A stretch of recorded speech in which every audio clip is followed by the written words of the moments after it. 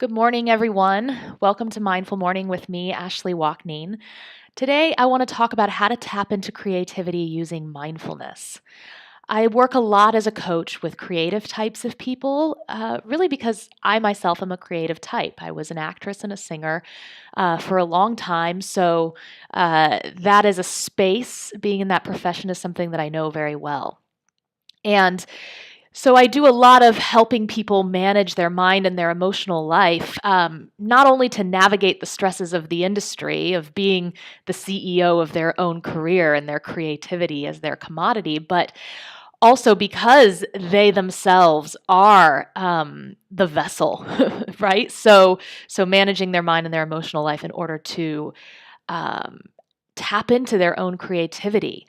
I think that people who go into creative lines of work, we go into them because we enjoy being creative. And then all of a sudden,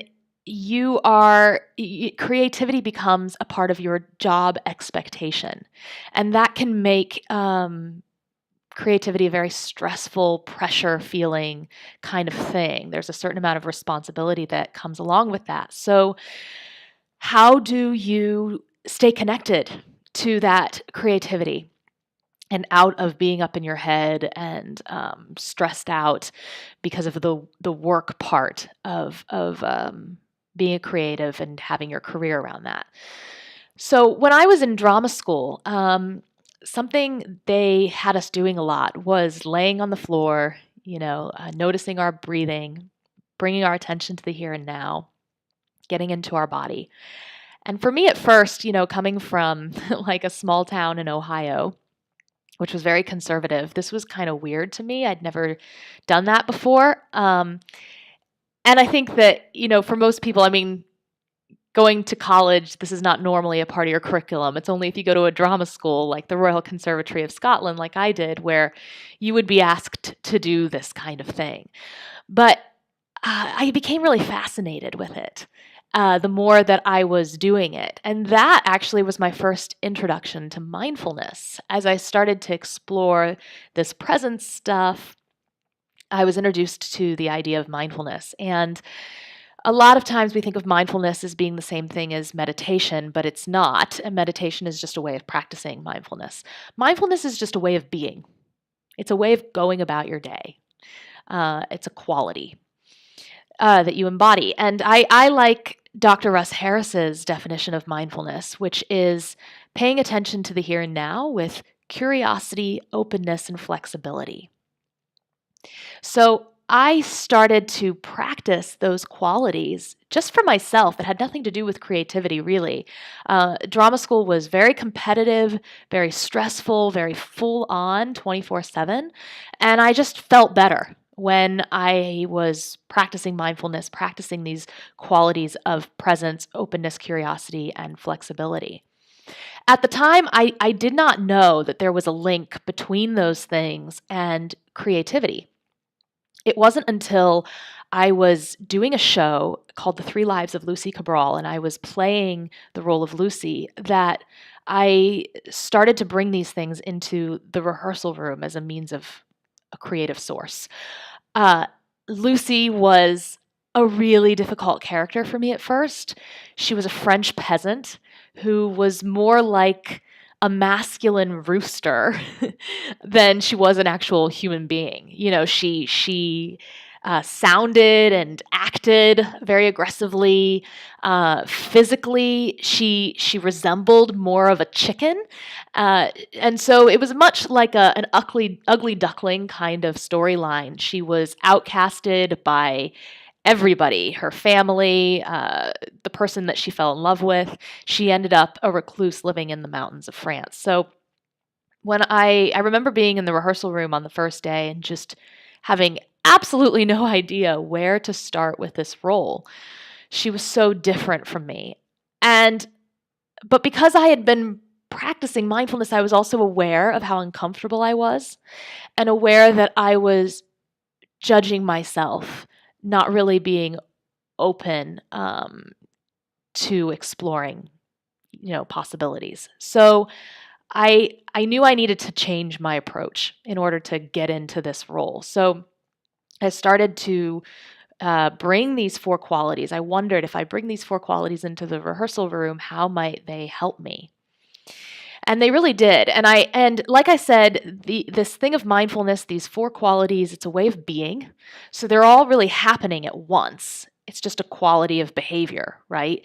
But I think it can be helpful to break them down and see how you can actually bring them into your work, so that you can open yourself up to be like enough of a channel that creativity can come through you. So the first quality is presence. And presence is really useful because you can't be up in your head and up in judgment if you're really present in the moment. So meditation is it's a fantastic practice of bringing your attention back into the here and now, being grounded in your moment-to-moment experience. And I used meditation a lot, actually, in the rehearsal process. But like I said, it's just one way to practice. So, you're only ever in the present moment as you go about your day. You're just not normally paying attention to it. So bringing attention to it, having a part of yourself that is always just aware and watching you as you go about your day, is really helpful. So getting up in the morning and having a part of yourself aware of you getting ready, of getting on the train and going to school, of being in conversations with other people, of being in the rehearsal room. When there's a part of yourself that is just aware of everything you're doing, and aware of not only the outer world, but also your inner world. So, for example, when you notice thoughts, judgmental kind of thoughts about yourself, or if you get stuck in fear, that part of yourself is aware of that as just being a process. So when you're really paying attention, you're not caught up in the content. You're noticing thinking as thinking, and you're noticing feeling as feeling. So practicing that. The second quality is curiosity.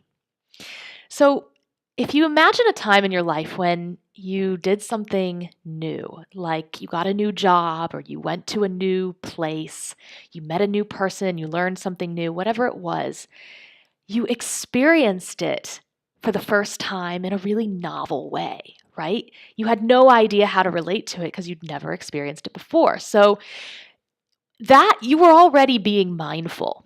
You couldn't help it. It was an organic thing of just paying attention and being fully in the here and now, because you didn't know what to expect and you were curious about it.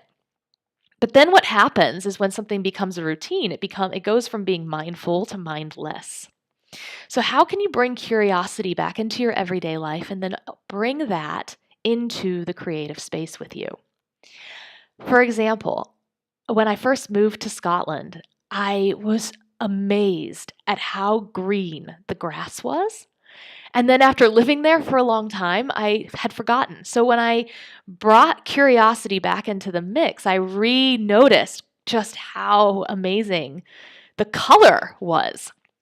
Also, things like going to school, walking up Sucky Hall Street, hearing the bagpipes. To you, that might sound really cool and novel. But for me, living in Glasgow on a day-to-day basis, it just kind of became a thing in the background. And I think we all do that. We all go about our day and nothing has any novelty to it anymore because it's just a part of our routine. So how can you bring your attention back to the colors and the smells, what you're seeing and hearing, and to what other people are giving you, and to the energy in the moment? And then how can you do that in the rehearsal room? A lot of times when we don't know what to do with our creativity, or we're not feeling very creative, it's all about us. The attention is all about us. But if we can bring curiosity into it, then we can come out of that and really focus on what's going on around us. So, for example, for me, it was, what are people saying to me, the other actors? What are they giving me? What are their facial expressions? Really putting myself in Lucy's shoes and experiencing the environment that she was in. How did it feel? How did it smell? How did it taste? All of those things. And by really being curious about that in the rehearsal room, I was then able to bring that into my meditation practice and use visualization. So, normally with a mindfulness meditation practice, it's a lot of, you know, focusing on your breath, coming back to the here and now. And that's a good way to start because it will ground you in the moment. But then after that, you can bring this thing of curiosity into this chunk of time that you set aside to just sit with yourself and start to visualize. So, what I would do is I would visualize the scene that I had just done in the rehearsal space and fully put myself back into that and, you know, uh, use my imagination to bring up the facial expressions I was seeing from the people and hearing what they were saying to me and how I would naturally respond. And with curiosity, one thing that science really has discovered about creativity is that the people who are the most creative are also the ones who've come up with the most ideas. So I think what happens is we start to judge an idea we come up with about this creative thing we're doing, and we stop ourselves before we really explore it. So to follow any of those ideas, you know, and as I was visualizing the scene, and then to take those ideas into the rehearsal room and fully explore them, as many of them as I could, as many ideas as I could, was really helpful. The third quality is openness, and this is a physical openness. The mind and body are connected, they're really one thing, but when your body is physically closed down, you can block yourself from your own intuition. So, how do you open yourself up physically? I liked to do things like yoga, especially right before I would meditate or right before I'd go into a rehearsal. It just helped me open myself up.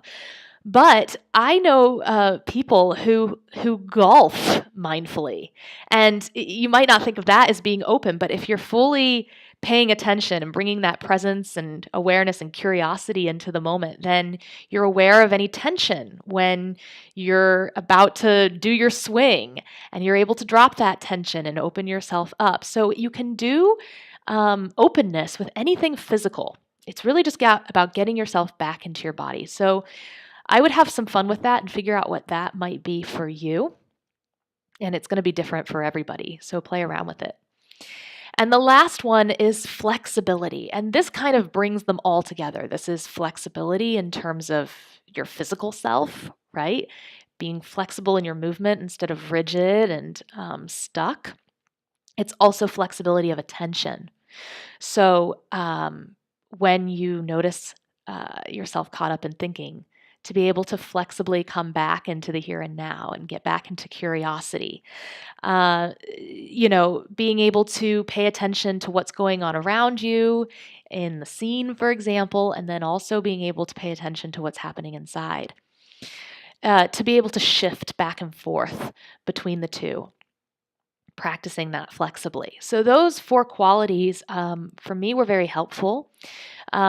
Bringing those into my own creativity, not just in my everyday life. But I think when you link the everyday life into the creative part and they're one, that is really helpful. Language is a really big thing. So when we think about, oh, I have to be creative now, there's a certain amount of pressure that comes with telling yourself you have to be creative. So if this is a way of being that is a natural thing for you, I think you open yourself up to have this channel that creativity can come through. Flexibility, and the last thing I want to say about flexibility is, and this in general, is that it's not about control. So flexibility is the opposite of control.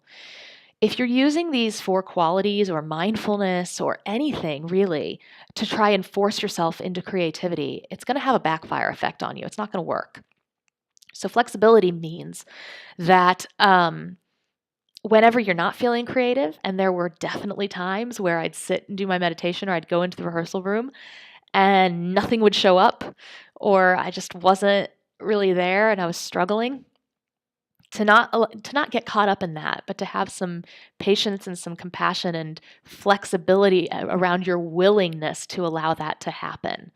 The more rigid you get and caught up and forcing this thing to happen, the less it's actually going to happen. So you just want to open yourself up, be present, be curious, and flexible about whatever shows up, even if you don't like it. And I think that's a really helpful thing in terms of tapping into creativity. So I'm going to put this inside the Mindful Morning Toolbox. And if you don't know what that is, it's where I keep all of the resources, cheat sheets, exercises, things that go along with these Mindful Morning episodes that can help you from just taking this from an idea and actually bringing it into your everyday life. So if you're working on a creative project and you want to bring these 4 qualities into it, figure out how you might do that, go into the Mindful Morning Toolbox. It's free. All it is a name and an email address. And you can download the worksheets and work on it for yourself. And if you enjoyed this episode of Mindful Morning, then please let me know. Leave a comment, write a review, share this with other people. You never know who might want to hear this today. All right, have a good day, everybody.